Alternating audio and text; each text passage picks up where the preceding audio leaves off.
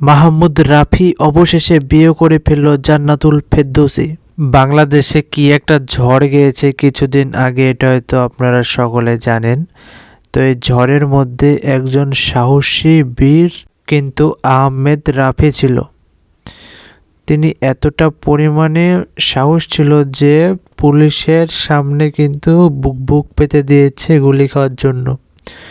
তো এটা দেখে কিন্তু অনেকটাই ভালো লেগেছে এবং তিনি কিন্তু এখন বাংলাদেশের অনেক বড় একটা পদে আছে।